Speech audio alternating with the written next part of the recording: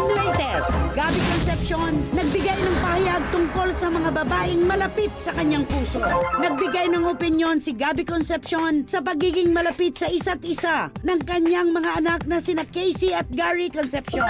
Maganda nga yun na close sila. Yun ang gusto mo sana mangyari. Lahat maging close. Pero taliwas sa ginagawang pagtatanggol ni megastar Sharon Cuneta sa kanilang anak na si Casey pagdating sa buhay pag-ibig ng dalaga. Iba naman ang reaksyon ni Gabby pagdating sa love life ng kanyang mga anak.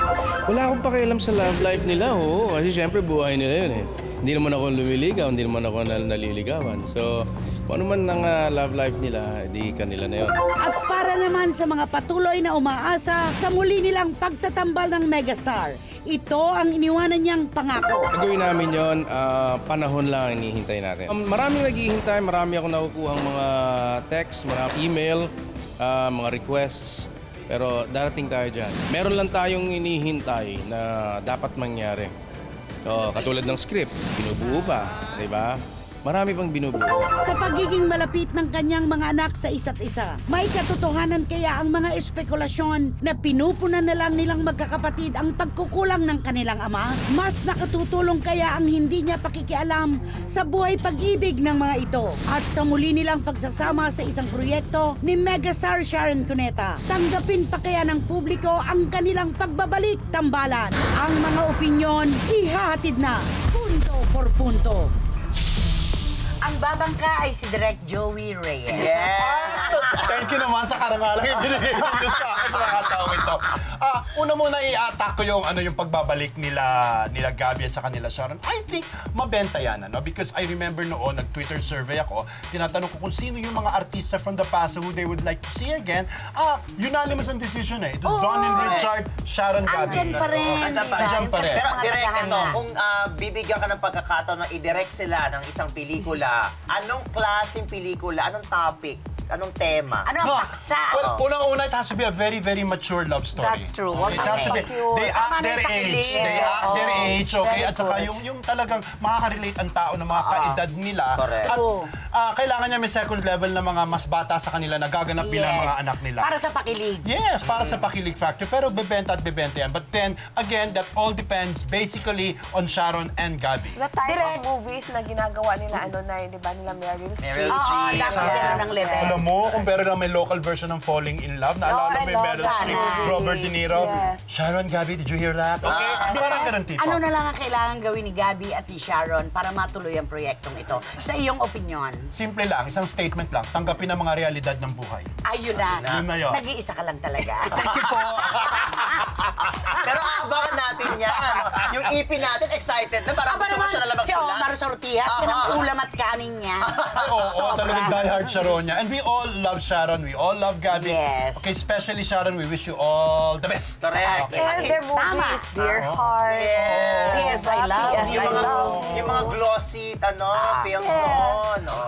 May isa ko sinulat sa kanila nung kakakasal lang nila, direct by Leroy Salvador, yung sa hirap at ginhawa. Sa hirap at ginhawa. Yes. Maganda yan. So, ikaw daw po ulit magsusulat for this, Why not? project. Check na. Yes. Pinasubo ako. Ay, naman yung man. Anong title? Sa hirap at ginhawa part 2. Bilis. Ayoko yun.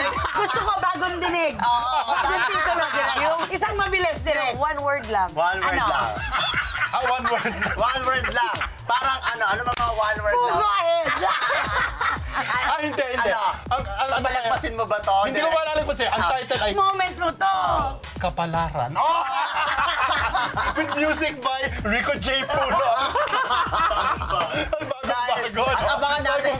Abangan natin ang pagbabalik ni Miss Sharon Cuneta sa TV5 February. Kasi nasa States pa siya. Talaga? Great. Abangan natin yan. At ito, dapat yun Bakit nasa-suggestion ka bang title po? Ako wala pa ba?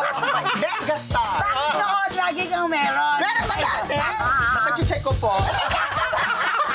Napunta na sa akin, bago pa mapunta sa akin ang lahat. Ito na, may bigating programa kayong dapat na abangan. Ito, may pasabog ang Game and Go. Panoorin niyo to.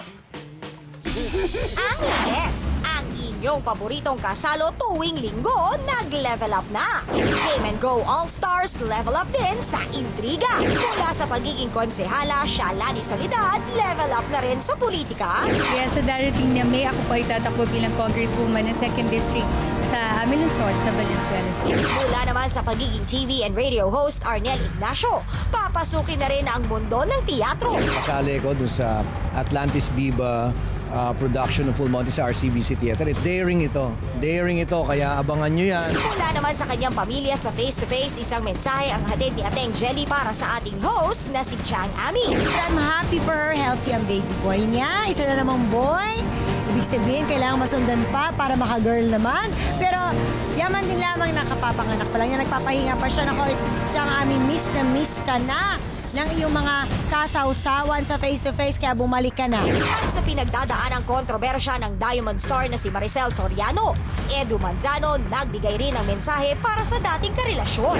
You know, whatever it is, Maricel is Maricel. She will always bounce back. Abangan ang mas pinasaya at mas pinalaking Game and Go All-Stars tuwing linggo. Simula bukas, dito lang sa TV5.